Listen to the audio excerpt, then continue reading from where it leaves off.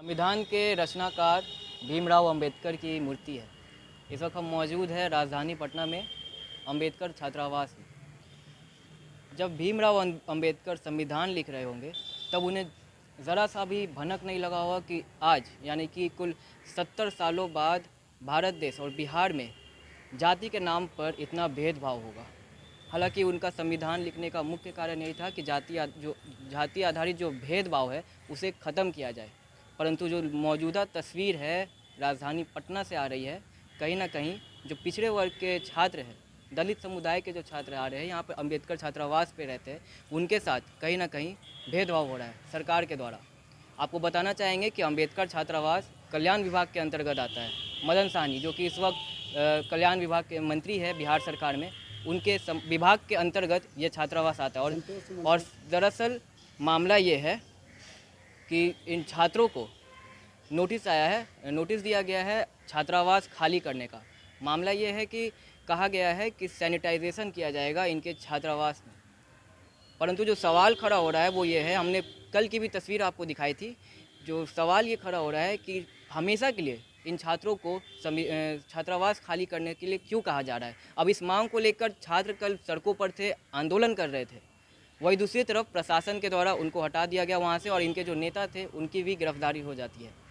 इस वक्त हम आए हैं छात्रावास में और यहाँ से जो ज़मीनी हकीकत है वो जानने हम यहाँ पर आए हैं। छात्र लोग हमारे साथ मौजूद हैं, कई छात्र हैं, खुद इनसे बात करेंगे और जानेंगे कब से रह रहे हैं यहाँ पे। करीब हम लोग 5-6 साल से यहाँ पे रह रहे हैं। यहाँ जिस हिसाब से हम लोग पर मतलब दलित अत्याचार किया जा रहा है, नीतीश कुमार सरकार या कोई भी मतलब कि अपना हो, कल हम लोग रैली निकाले इसी मुद्दा पर सब इकट्ठित हम लोग सरकार तक पहुँचाना चाह रहे थे कि हम लोग हॉस्टल को खाली नहीं करेंगे।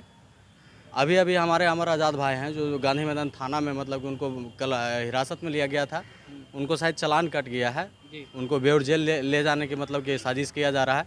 कहीं ना कहीं हम लोग पर अत्याचार कर रहे हैं। हम लोग किसी तरह देख रहे हैं, अभी भी हम लोग की स्थिति देखिएगा, बाथरूम या कुछ भी कोई स्थिति देखिए कि कोई मतलब अति नहीं है। जिस हिसाब से हम लोग के पास अत्याचार हो रहा है, दलितों पर जाति बात करने के जिस तरह से हम लोग के पास मतलब कि शोषित किया जाता है, कहीं ना कहीं ये सब मतलब कि सरकार की नीति गलत है। और कितनों कुछ हो जाए हम लोग इस हॉस्टल को खाली नहीं करेंगे। इसके लिए हम लोग को फील्ड से रोड पर उतरना पड़े या गोलीबारी, जिस सरकार जिस अंदाज से अपना काम करना चाहती है करे, लेकिन हम लोग हॉस्टल नहीं खाली करेंगे। जोर जबरदस्ती किया जाएगा सर, कुछ भी करने के लिए तैयार हम लोग के साथ है। हम लोग हॉस्टल खाली नहीं करेंगे। हम लोग हॉस्टल खाली नहीं करेंगे। आपको आगे की तस्वीर दिखाना चाहेंगे अंबेडकर छात्रावास में। दरअसल मैं दाईं ओर जो आप बिल्डिंग देख रहे हैं, बाईं ओर ये जो बिल्डिंग है ये से तैयार हो चुका है, परंतु अभी तक इसमें अलॉटमेंट नहीं किया। हालांकि अलॉटमेंट के नाम पे 200 बच्चों का यहाँ पर नाम लिखकर भेज दिया गया है, परंतु अभी तक छात्रों को उसमें शिफ्ट नहीं किया गया।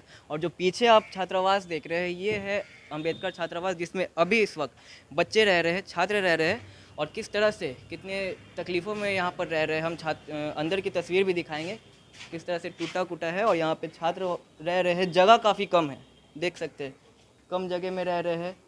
खाना पीना सब कुछ यहीं पे हो रहा है, मेंटेनेंस हो रहा है। आगे का भी हम बिल्डिंग आपको दिखाएंगे और साथ ही साथ छात्रों से बात भी करेंगे और किस तरह से समस्या हो रही है। आपको कल की तस्वीर याद होगी किस तरह से छात्रों पर लाठीचार्ज किया गया था। आप भी थे कल वहाँ पे? ये सर लाठी हमको भी मारा गया, देखिए ना सर, यहाँ कल फूल गया था, सूजन हो गया था। ये सर रात भर गर्म पानी से सेकना पड़ा सर। तो बिना इजाज़त के गए थे क्या? नहीं गए नहीं थे सर, हम लोग सेशन वाला स्टूडेंट है, अनुमति लिए हुए थे जिला पदाधिकारी से सर। अच्छा, लेकिन फिर भी और भी छात्र देखिए। आपको भी चोट लगा था कल? सर रैली गए थे सर, चोट वोट लगा। कहाँ चोट लगा? इधर पैर में चोट लगा हुआ है। दवा लेकर आ रहे हैं सर। किस चीज़ का दवा लिए? बोले यहीं पे सर दर्द का दवा है। दर्द है विटामिन दवा।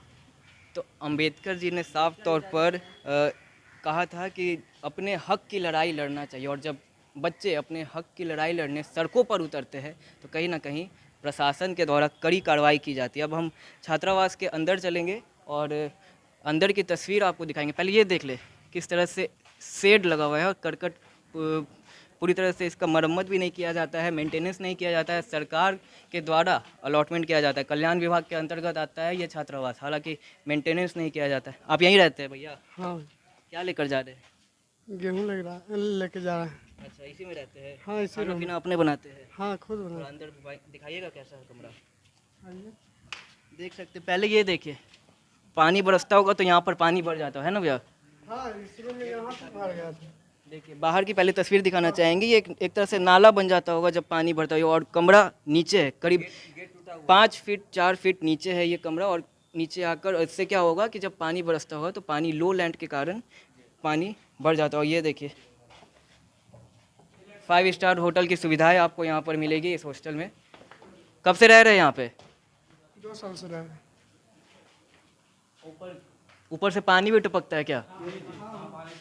देखिए ऊपर छेद है और चांद तारे के दर्शन होंगे आपको इस छात्रावास के।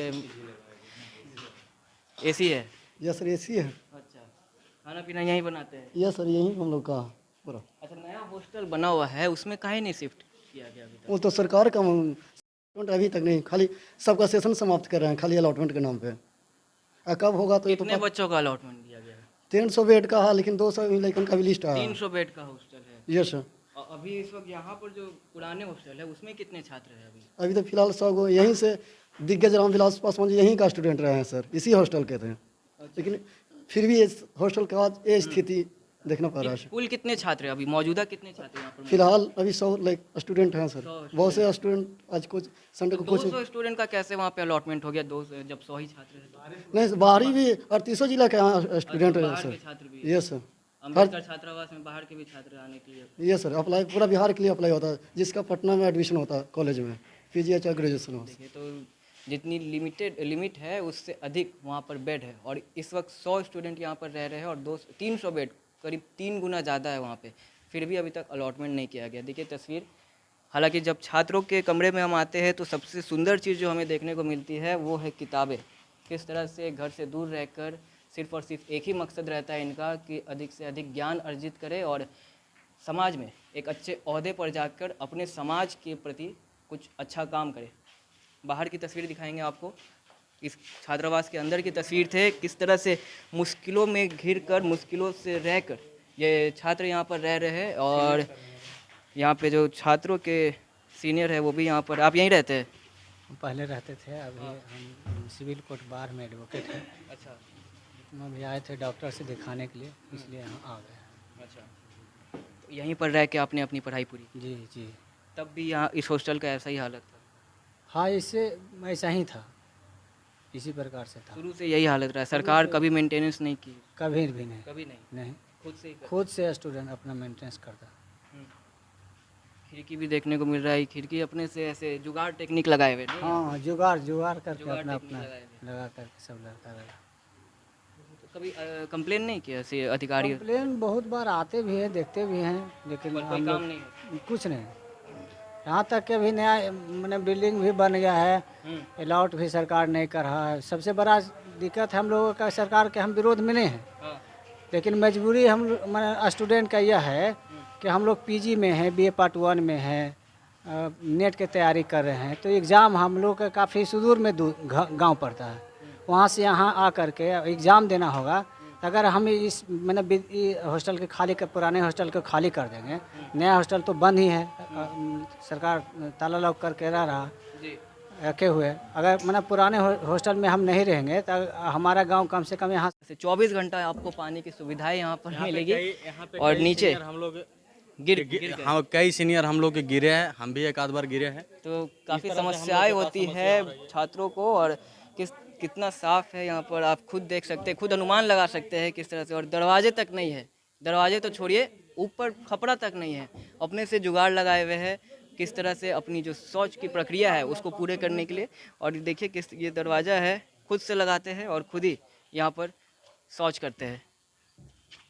आगे क्या है? आगे का क्या तस्वीर है? Digital India sir. Digital India है? Yes sir. क्या डिजिटल है यहाँ पे? इन्हीं पर मोदी जी का मेक इन इंडिया लगता सपना साकार होगा। नल बिहार मुख्यमंत्री का साथ निश्चय के तहत नल जल योजना के देखिए क्या हाल। चलिए दिखाइए क्या है। तो देखा हम आपको, हमने शौच की तस्वीरें दिखाई। और यहाँ पे क्या करते हैं? यहाँ हम लोग यहीं बर्तन सब चीज़ करते हैं सर। नहाना यहीं पे होता है? Yes sir. स्नान यहीं पर करते हैं? Yes sir. यहाँ पे इतना बदबू ये सब नहीं, दिक्कत नहीं होती? दिक्कत इसी में जीना, इसी में मरना है सर। हाँ, तस्वीरें बिल्कुल साफ है। मजबूर है ये बच्चे यहाँ पर रहने को। और जो पीछे की तस्वीर देखिए। आइए गेट खुला, हम अंदर चलने की कोशिश करें। अंदर की हल्की हल्की तस्वीर आपको दिखाने की बिल्डिंग कोशिश बना है करें। सर, ये भी सही से नहीं बना है। सब बाथरूम करता है तो सब मतलब कि बाहर निकल अच्छा जाता है। अच्छा इस अच्छा तरह अच्छा से मतलब कि बनाया गया है। अच्छा अच्छा। देखिए ये नया बिल्डिंग का बाथरूम है, हालांकि अभी अलॉट नहीं हुआ है, पर जिस कारण ये मेंटेन नहीं किया जा रहा है, ये मेंटेन नहीं किया जा रहा है। ये पानी आप ये नल से लिए अभी? हाँ यही से पानी यही भी पीते है? हैं, 365 दिन यही पीते हैं, हाँ। बस यही से बस पीते हैं। और साफ़ सुथरा तो होता नहीं है। अभी तो कल्याण विभाग बिल्कुल पैसा कौड़ी भी नहीं दे रहा है, कुछ भी नहीं।